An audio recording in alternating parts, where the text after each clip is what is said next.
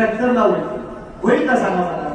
होईल का तरी पण काय म्हणजे शेतकऱ्याची कळमळ काय ऐका मी काय म्हणतो शेतकरी हतबल झाला आता पावसाचा नाही अजून पता रुसला वरून